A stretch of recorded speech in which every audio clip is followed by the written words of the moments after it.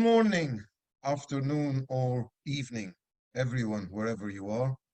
And allow me to introduce the topic of the day today. The topic of this webinar, we have a very interesting topic for you today, which is HR tech trends in the GCC.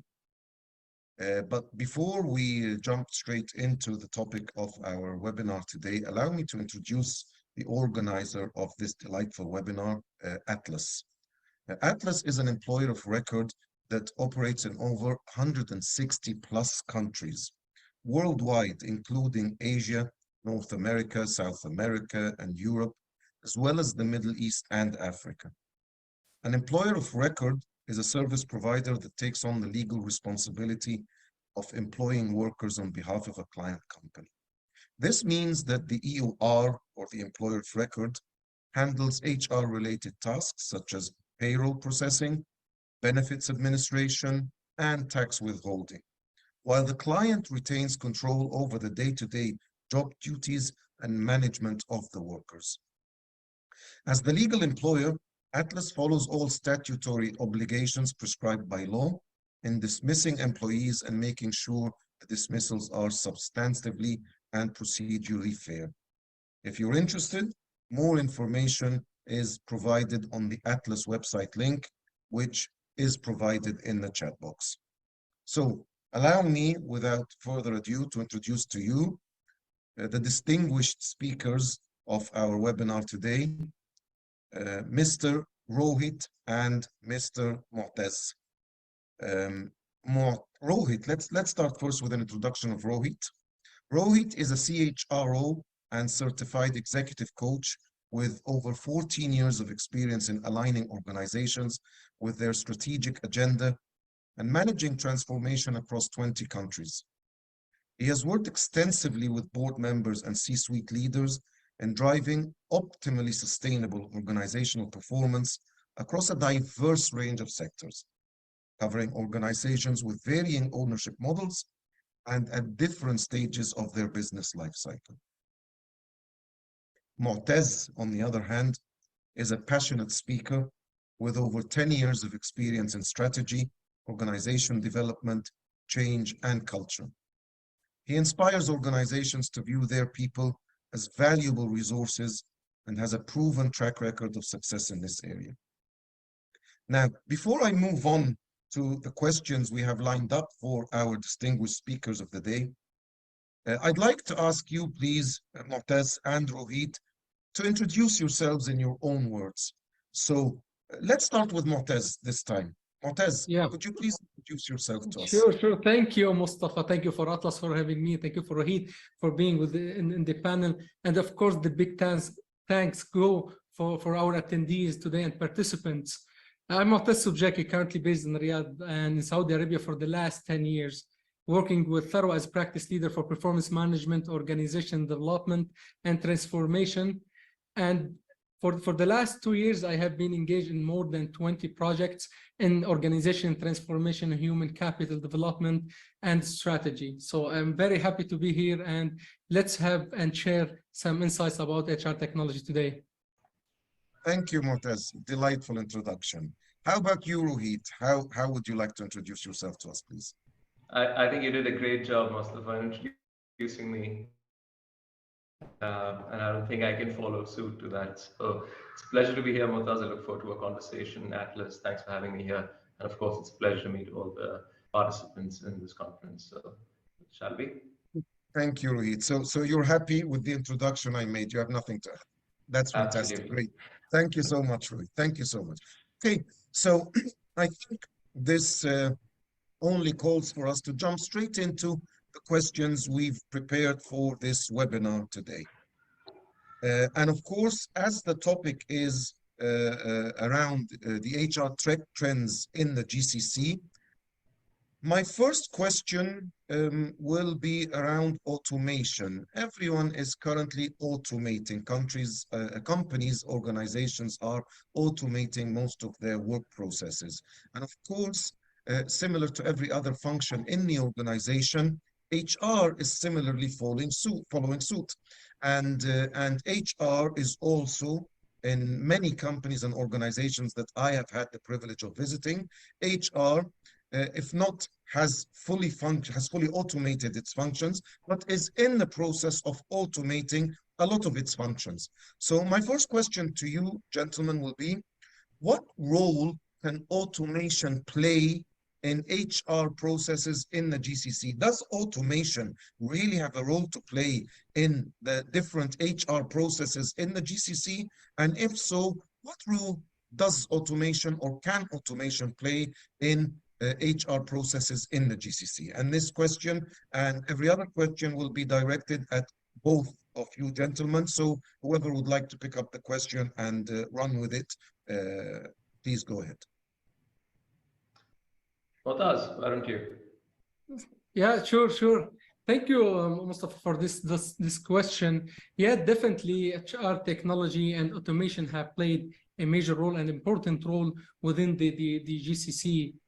If we want to take it like some kind of points, I will say first, addressing unique challenges. As you know, Mustafa, the GCC region has a diversified and a diverse workforce and a complex labor law, which can make managing employee data and ensuring compliance challenges. Where it comes to the HR that help navigate these challenges, and of course, by improving automated tools for data management and compliance tracking, as well as, if I may add, the improving the HR processes. HR technology has enabled automation of repetitive tasks, and time-consuming tasks, such as resume screening, scheduling interviews, which has streamlined the hiring process. When it comes to automation, technology made it easier for HR professionals to manage employee data, such as performance review, training, records, and benefits information, leading to more data-driven decision-making. And of course, I will leave the floor to Rohit to add some strategy and importance to that. I completely agree with what you said, Motaz, on the front of where HR automation has a massive role to play.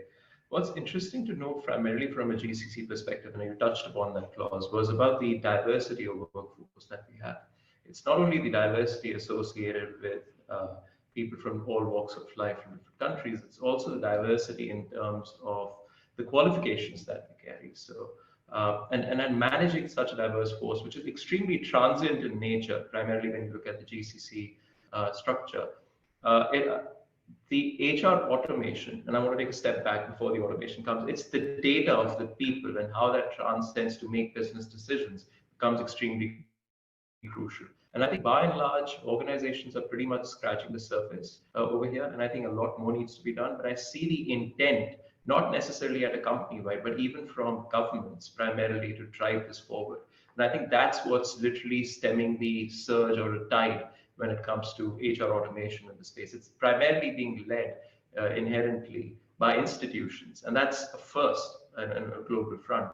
And that's wonderful to see, because that sets space for legislative changes. That's something Motaz spoke about as well, which allows for organizations to instrumentally build on that. So whether you touch upon talent acquisition, talent management, talent development, L&D, compensation, you see a lot of elements where HR tech has a huge role to play. And I think we're going to touch upon that at a later stage, but I don't want to spill all the beans right now. But I see a huge intent to do something about data through automation is the key message here, primarily in GCC. Yeah. Lovely, fantastic. Motaz, anything to add to that? Yeah, actually, Rohit nailed it, actually. And I would like to add, staying competitive nowadays is important. So when we have the HR technology edge, organizations can stay competitive when it comes to retain top talent through an experience for them. So building an HR technology, it's building a new experience for the employee. So you stay competitive by retaining top talent through this experience. This is what comes to my mind when Rohit was adding his part. Beautiful, lovely, Motaz. Thank you very much, Rohit. Very insightful as usual. But in both your responses, my question was about automation and its role in HR processes. In both your responses, I heard the term HR tech. So obviously, within the concept of automation of HR processes, a new term has arisen, that of HR tech. Can you define HR tech for us? Yeah. What is HR tech? It's, as the name suggests, it's basically an ecosystem of different platforms pertaining to HR which come together, and as Mutaz earlier mentioned, to deliver an outstanding employee experience. So when you're looking at talent, let's just map out a talent life cycle for the ease of discussion, right? When a talent joins the organization, so even before they identify themselves and begin joining the organization, there are various touch points that they have within the organization, right? That goes through various silos if you look at an organization structure. What HR Tech allows you to do is cut across these various silos of an HR structure and bring them together. So think of it like a master database management mapped across the entire employee life cycle. So before you identify the talent, to the time you select the talent, brought them on board, they grow within the organization, they're retained, interventions are taking place, they grew within the organizations, they possibly leave alumni status, they come back. That entire space, the various touch points which they're looking at, right? From talent acquisition, ATS, or from learning and development, LMS, to an HRIS platform from compensation. If all of that comes together to provide a seamless employee experience at the end, and rather than your data flowing through various segments, but it comes together in an ecosystem which allows an employee, and as an organization,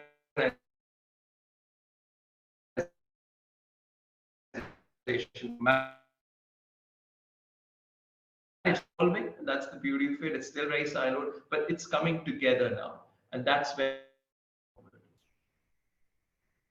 Fantastic, Rohit. You present it in such a delightful manner. So it's connecting all of these silos. Is that what you want to say? Rohit, Sorry, I had a. are you still with us?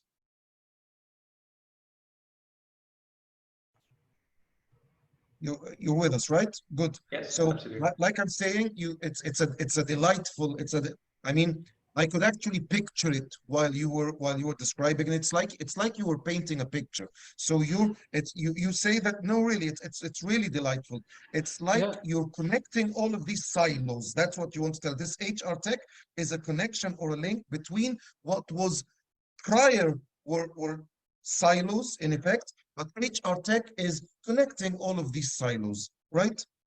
Spot on. I think you have a way with words, Mustafa, if I'm the painter. And this is a Mustafa is the mutually best. complementing relationship. Let me Both us, let me we're not tell forgetting you you. He Let's is the compliment you as master. well. Mustafa is the master of let me finalizing the tell you painting here.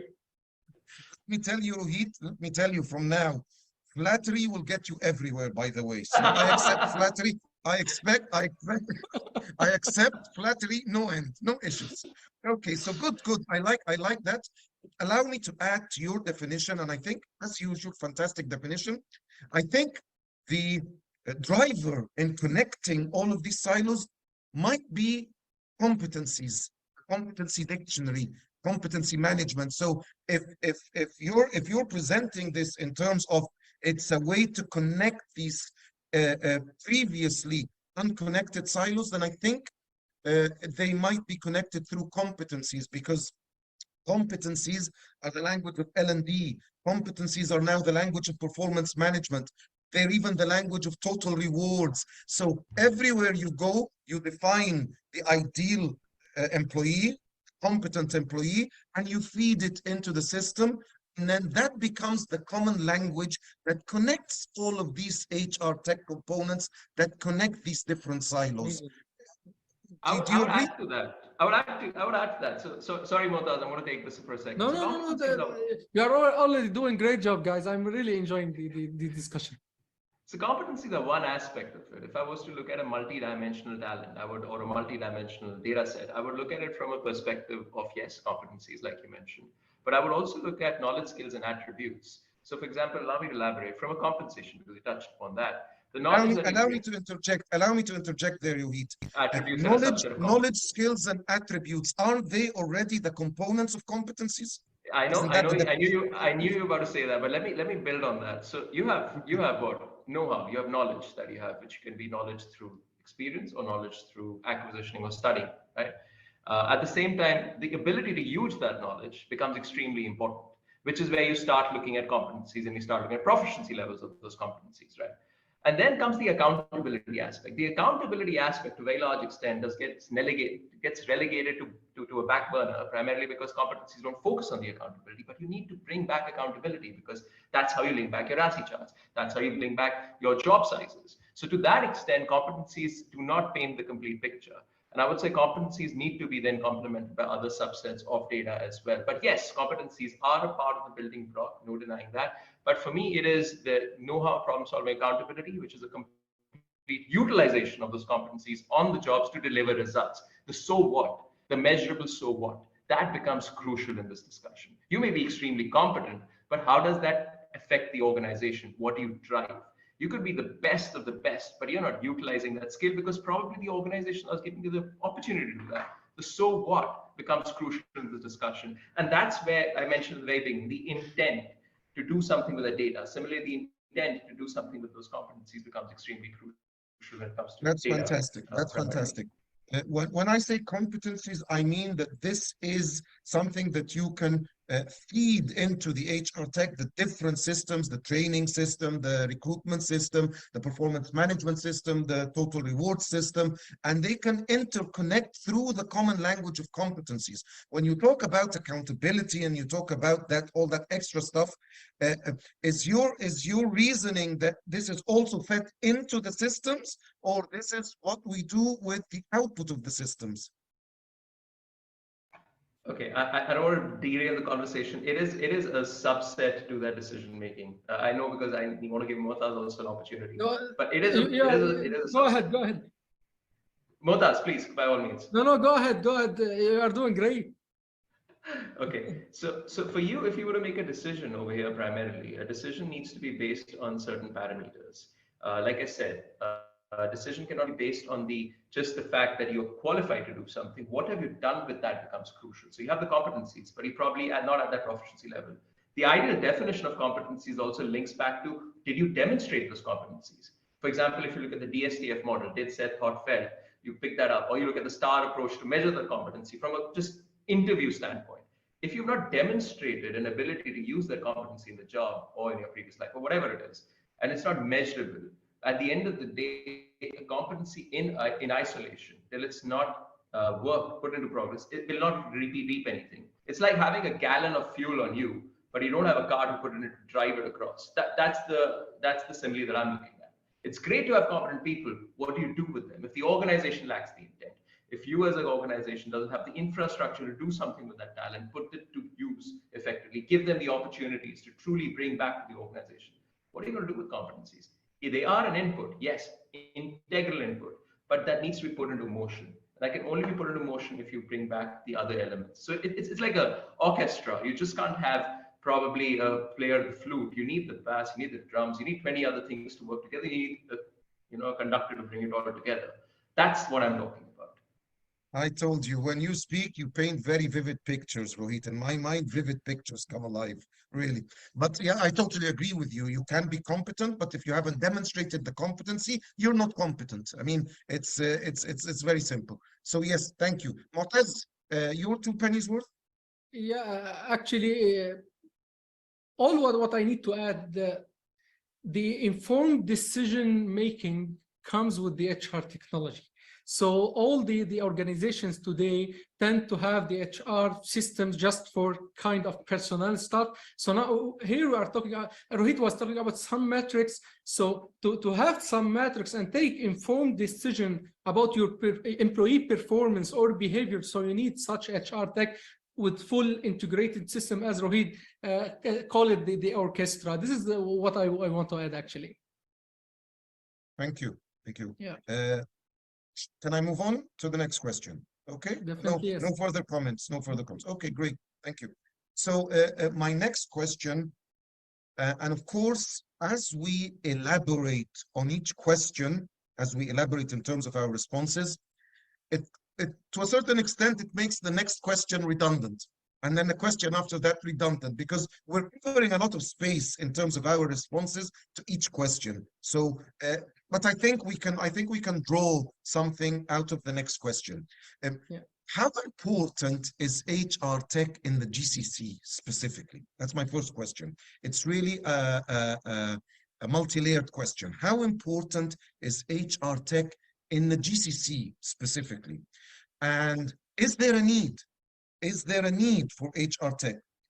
And if we decide that there is a need, how can HR tech help organizations in the GCC achieve their business objectives and drive growth? So to reiterate, how important is it in the GCC? Is there a need? And if there is a need, how can it help organizations achieve their business objectives and drive growth?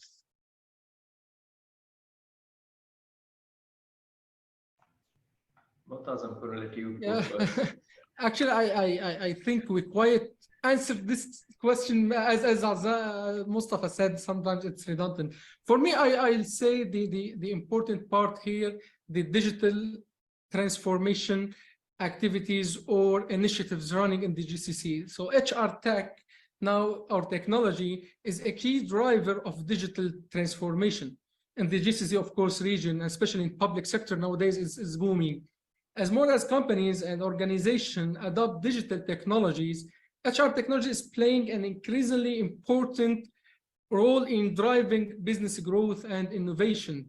Today, as you can see, Mustafa, even the public sector is moving to the full HR technology and automation and digitalization. So this is come with business growth, this come with, let's say, ease of doing business sometimes and facilitate the experience. This is the most important part. And of course, as we said earlier or previous to that, let's say solving the problems related to manual work, time consuming, and all these kind of work. So this is my input to that question. Fantastic, Yeah. very clear, very clear. Rohit, you probably have something to add. Yeah, I want to share a different perspective on this. So I completely agree with what Mumtaz has to say, and I think we did answer a lot of it, saying, is it important? Yes, it is. Is there a need? Yes, there is. How does it help organizations achieve goals? I think we've covered that as well. But my concern here, and I want to highlight a bit of a concern, is you see with technology that creates a space of change. So, for example, if you're moving fast, those which are moving fast move faster.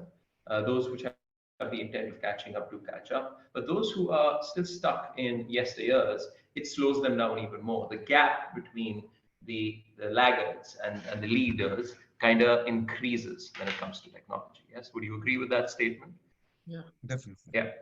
My biggest concern primarily, and I'm looking at GCC as a region, while organizations and countries have passed laws which allows for a lot of HR tech investment, in fact, tech investment by and large, my concern is with those organizations which are in certain sectors, either that's heavily regulated or in certain organizations as a culture, they've really lagged when it comes to adopting that technology because of past experiences, lack of adequate talent, or just lack of pure intent.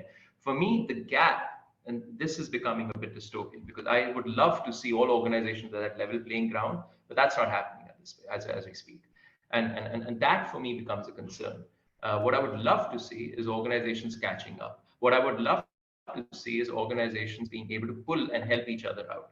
And that's currently not happening in this space. And that needs to primarily, I would say, change as an ecosystem of HR tech that we are speaking about. Because if you want to look at even, for example, employee experiences that you want to deliver, and I've spoken about this in the past, I don't believe in the concept just employee experience. I believe in the concept of talent continuum. So, for example, when you move from an organization to organization, your data set should not run out.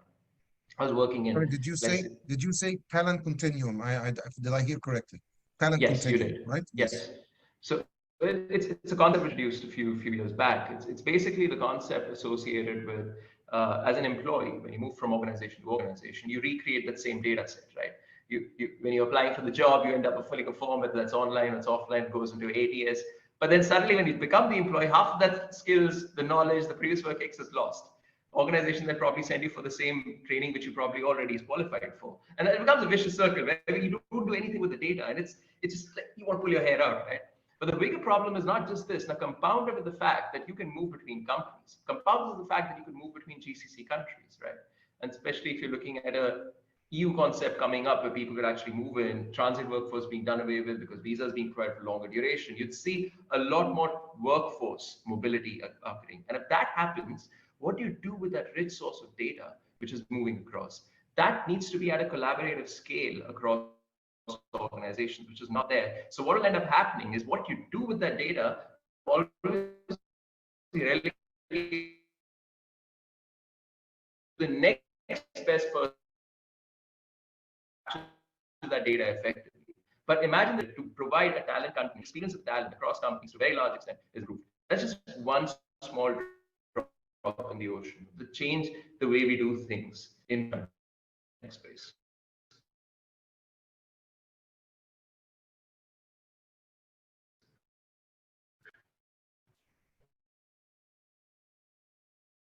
Did we lost Rohit or? No, I think he's still with us. You're with us, Yeah. right? Yes. Yeah, We just temporarily lost you there, Rohit. But okay. thank you very much. Thank you very much. Thank you very much. Fantastic. Mu'taz, anything to add to that? I can't add more No to, one, to I think no one can add to that, right? Very good. Thank you. Thank you. Great. Thank you, Rohit. Thank you very much. Okay, which takes me squarely into my next question. Again, like I said, apologies if in our responses we sometimes repeat because we're covering a lot of ground here. So I'd like to ask you both, gentlemen, are some of the current trends, the trends nowadays in HR tech in the region? Trends, I think, such as probably cloud-based HR systems or the cloud, to be specific, artificial intelligence, which is taking off in a great way, machine learning, natural language processing, predictive algorithms, cognitive processing or neural networks, employee engagement platforms, virtual recruitment solutions, mobile applications, and of course, nowadays we can't not mention ChatGPT and similar technologies. So my question is, and I think we had a little side chat, myself and Rohit, about ChatGPT and the potential implications of AI. My question to both gentlemen is, first of all, what are some of the current trends, the major trends that are currently disrupting HR tech in the region? And if you might talk to me a little bit more about the potential implications of AI and ChatGPT. Mu'taz, would you like to? Yeah, definitely, Mustafa. Today's artificial intelligence and machine learning are increasingly being used in the HR, let's say, to automate repetitive and routine tasks in order to HR professionals to focus on more strategic and high-level initiatives and work. Definitely, yes. And especially the AI and machine learning are going into some deep work related to recruitment, like resume screening and interview, as we said, scheduling and this kind of stuff. These technology can also help HR professionals analyze the large volume of data, such as employee performance metrics, to identify, pattern and trends that can inform decision-making. As well as in the GCC region, AI and machine learning are expected to play an increasingly important role in the HR companies that look to optimize their processes and enhance their overall HR experience as well. And when it comes to trends, as you said, mentioned, the employee engagement platforms, I really like this one, because it has become a top priority today for companies in GCC, especially as I have been working with a couple of organizations for the last 2 years, specifically on such topic, as they look to, let's say, attract and retain top talent. So employee engagement platform offer a range of tools and communications that could be for collaboration and giving feedback that help to create more engaging stuff and more fulfilling workplace experience. So this kind of platform can also help HR professionals track employee engagements level, so this is much important, as well as satisfaction level and retention rate, to identify any area of improvement. So this, for me, this kind of trends, if we adopt it and embrace it, it will make a huge impact on the HR technology for the coming years. Wonderful, wonderful. Thank you very much, Mu'taz. Rohit, your input on this, please, in terms of HR trends, current HR trends in the region, and of course, the rapid proliferation of AI nowadays, and the potential implications of ChatGPT on HR or within HR. Okay. So I'll start off with your question on the HR trends. If you look at the HR trends which are currently happening, you have LMS making way for LXP. However, to a very large extent, that's still at a very nascent stage to truly understand what LXP would be, primarily because the data sets which drive that, by and large, delegated to the older data sets. Because if you remember, learning would be based on nomination, right? You would nominate people for their skill. Secondly, it would be based on assessment, which would be skill-based assessments, and then you would provide the requisite trainings. But then at the same time, you would have cohorts of people and batches going in through that, which uses a broad brush approach. The LXP is going to challenge that and change that, where it's going to be highly personalized, which brings me to the next point, which is talking about personalization of employee experience. And HR Tech would allow you to do that because everyone has a personal journey. And similarly, when they join an organization, they need to have a personal experience. Which brings you to the next question, which while you're looking at personalization, how do you ensure standardization of delivery when it comes to important aspects like the organization culture? How do you look at the values? How do you look at the culture framework, the integration of the culture into the individual's values? The concept of that from an AI perspective, how would that play out, will be pretty interesting. Which brings me back to looking at then data, which drives that AI. What was the basis of which that was coded in? Are they already biases? And while we keep arguing the fact that it's going to reduce biases, it's going to increase diversity, equity, inclusion, and belonging, the question that begs to be answered is to what extent? Because at some point of time, certain interventions will again creep in and allow certain biases to come in, which will again nullify all of the probably prospects that it does. So whether the check-ins happen, how frequently are the check-ins built? So the ecosystem, the architecture of the entire AI, which is at play in your organization, comes into play. And my biggest statement over here is that tech competes with tech. So for example, technology, if you look at it the way you're looking at... Sorry, what did you say? Technology competes with technology. Yes. So if you look at it, you remember those trends which we used to have, the topical stuff like send in your video CVs and you'll be screened? They bombed, right? They were not doing well. Till the time that you would send in your... They were, yeah? And then look at CV screenings, all of that stuff. But now you're looking at more evolved versions of that, allowing you to take better decisions. But remember, there'll be a point in time along this entire journey where you will question exactly what you did, why you did, and what results it led to. Interesting, there was not a generation, but there was a series of years where all of these practices were carried out and these people made it to the workforce. We've still not gone back and checked how did those people who came to the workforce based on the technology at the time, how did they contribute to the ecosystem that we have today? The problem which we lie is we don't go back and check in. We're constantly looking forward, which is great. But remember, history teaches you a few things. In the HR tech space, we've seldom looked back into our own history. And I'm talking about history as of 20, 40 years back. I'm looking at a recent history of the last 10 years because we made a transcendental shift. But at the same time, we are more than happy to quote stuff like Maslow's need hierarchy, which is probably not relevant in most parts anymore. So it's a point of time if you look at our data, which becomes extremely crucial. So that's my question on your trends. That's the question on data biases and my statement on the HR tech and the AI piece of it. I won't get into ChatGPT because I'm pretty sure all of us know a lot about it. So I'm going to avoid that. Great, thank you. Mu'taz, any actually, regarding ChatGPT, if I may say, at my current company, at Tharwa Management Consulting, we embrace and adopt such AI tool. And believe me, Mustafa, it's mind blowing. When it comes to data management, when it comes to efficiency, when it comes to the learning curve for the team, it was amazing. But if we need to talk about the implication, for me, one main implication, it will make you depend on such tools, and sometimes will let you be lazy on your learning and your advancement. And this is my main concern.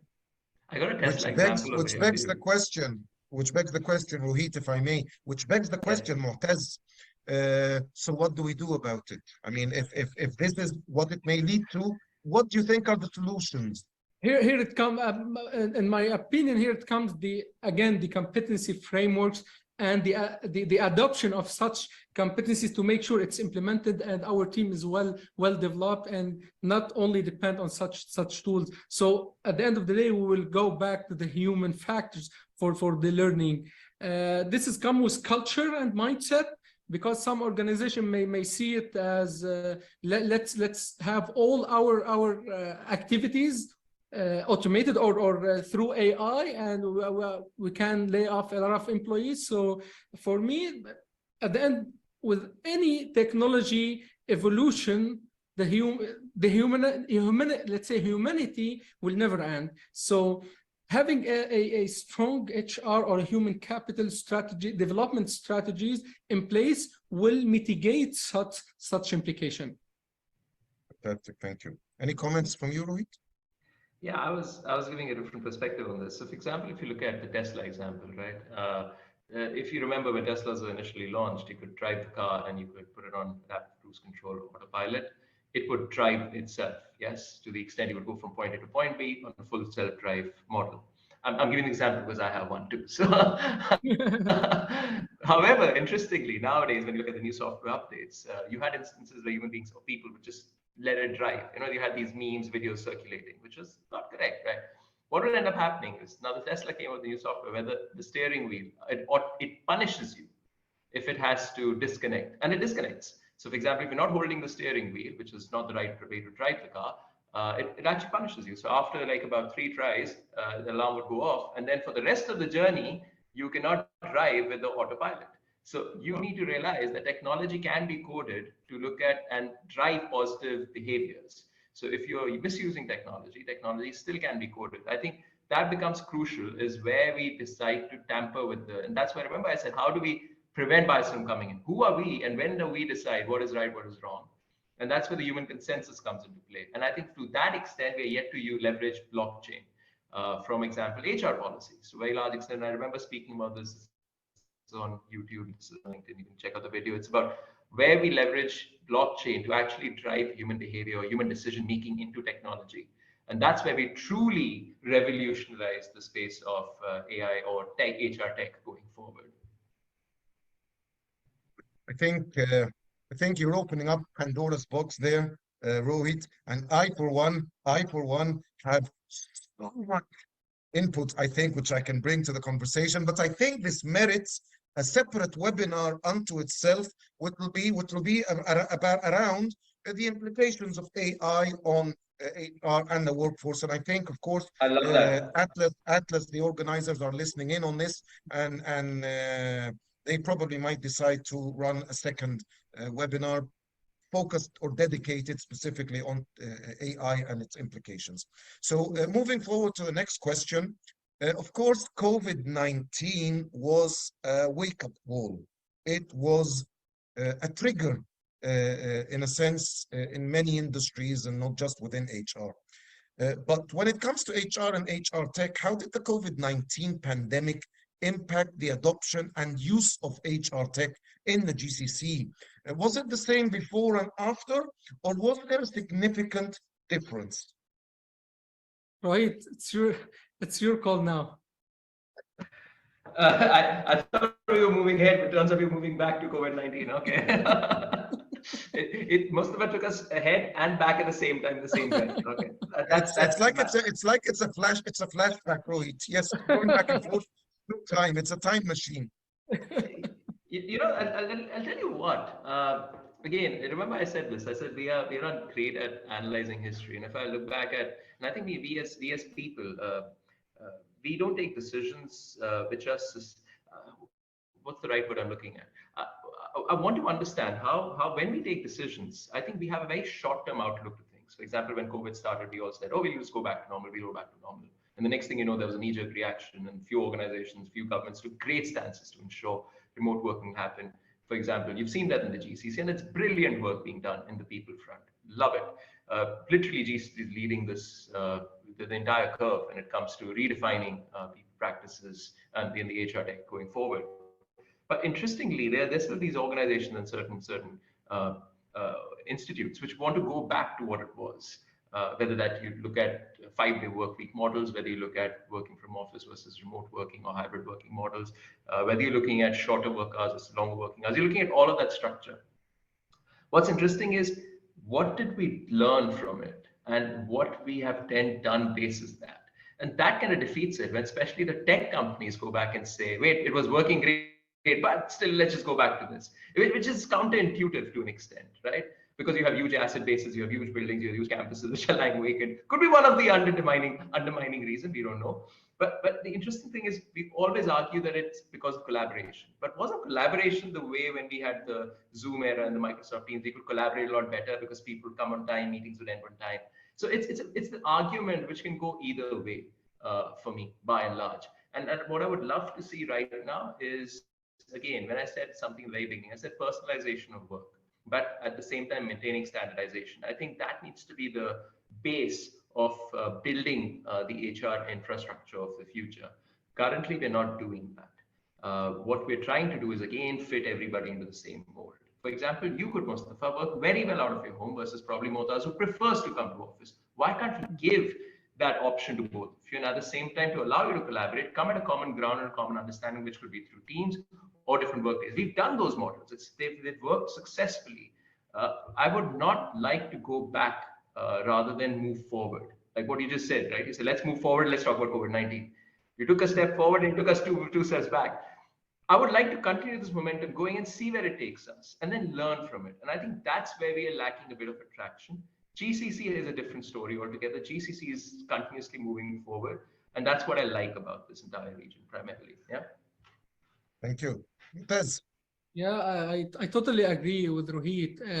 The learning part within COVID, if you see Mustafa and Rohit, the organizations learn the importance of data-driven decision-making in HR when they have the social distancing stuff and remote working. So they need something to, let's say, provide business with real-time insights, if I may say, into employee behavior and performance. So this, when it comes to the adoption of the HR technology, allowing them to make informed decisions about their workforce was the most important part within this context.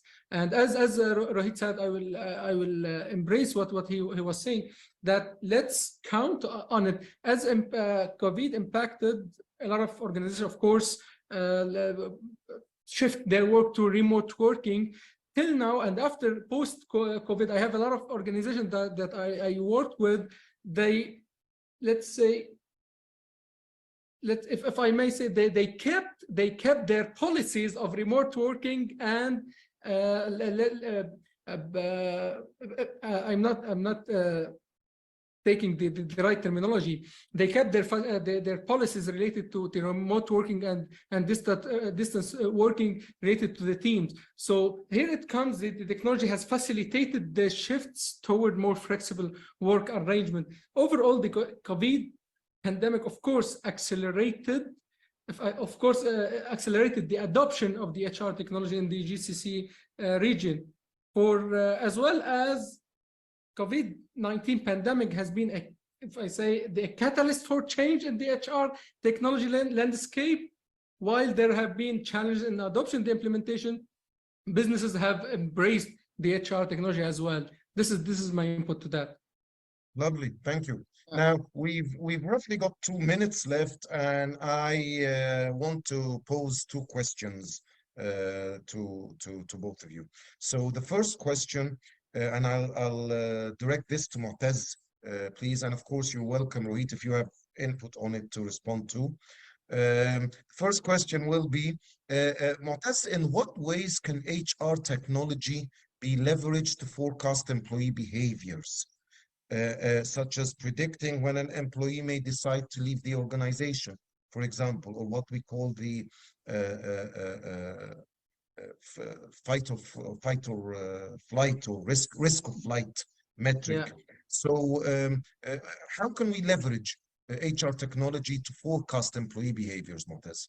Actually, I love this question, Mustafa. It's really important. HR technology can be used, as you know, the predictive analytics This predictive analytics is a method of using data, statistical algorithm, and machine learning techniques in order to identify the likelihood of future outcomes based on some historical data.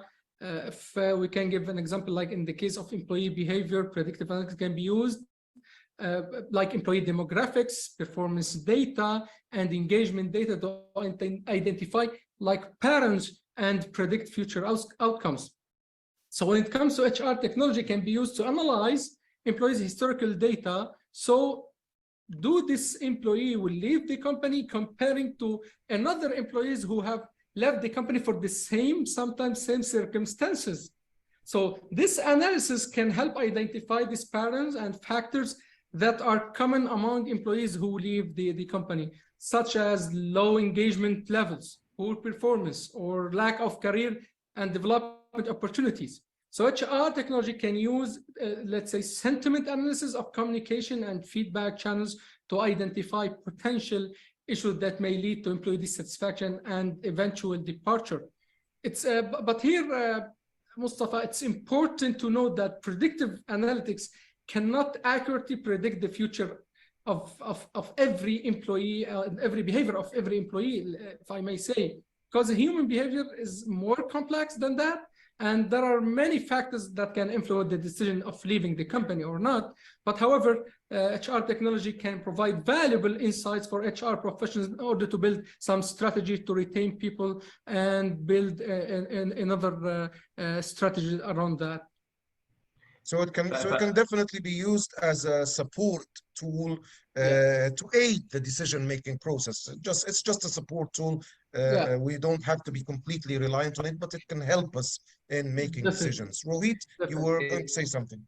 Yeah, absolutely. It's a support tool. It gives you points in the direction, but you decide whether you want to do something with it. The intent still rests with you. In the future, possibly the intent, which is the decision making, would also be factored in. Who knows? But I want to talk about the Netflix model for a second. Do you guys stream Netflix, Amazon Prime, whatever? You have your own, right? How often do you spend time scrolling what to watch rather than actually watching? Remember, that's a very famous joke, right? Everybody says that. You spend more time scrolling than actually watching. Yes, Interestingly, that's true. Netflix, it's true, that's true. Imagine Netflix has an algorithm which can predict, or rather advise you, saying these are the things you like to watch. Remember, it gives you things you may want to watch. You still choose to scroll. And that's exactly what Mota's point is about human behavior. It is very difficult to predict. And I'm talking about an organization which is running across multiple geographies, multiple countries, multiple institutions, different demographics, you name it. That's data as best as data can get.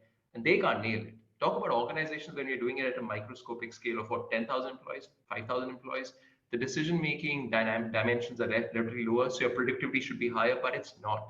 And that's the challenge with this. Does not mean human behavior is difficult to predict. It's not, because you have different like Cambridge Analytica examples as well. They're not difficult to modify.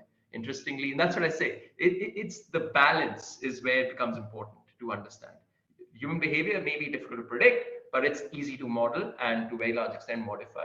The nudge behavior, the nudge theory, right? If that is possible, then to a very large extent, it's not about the accuracy of prediction, it's the direction of prediction. And most of these events like sentimental analysis are directional analysis.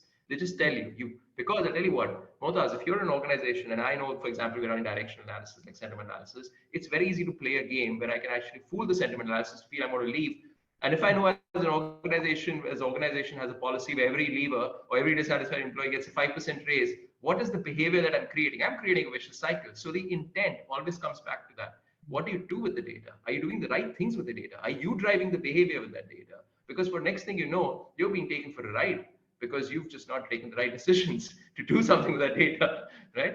You're promoting people to actually hate your organization and say that they're going to leave in this case. Fantastic. Well, we've run out of time, so I'm just going to wrap up with one simple question, gentlemen, and I'll give each of you 30 seconds each to provide your input. The question being, what is the future of HR technology in the GCC, and how do you see it evolving in the coming years? So, with Rohit, can you give us your 30 seconds worth?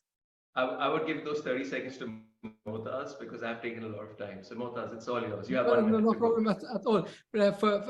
For me, the future of HR technology in the GCC will be shaped by the ongoing need to stay competitive in rapidly evolving business landscape, while also promoting a culture of diversity and including in the workplace.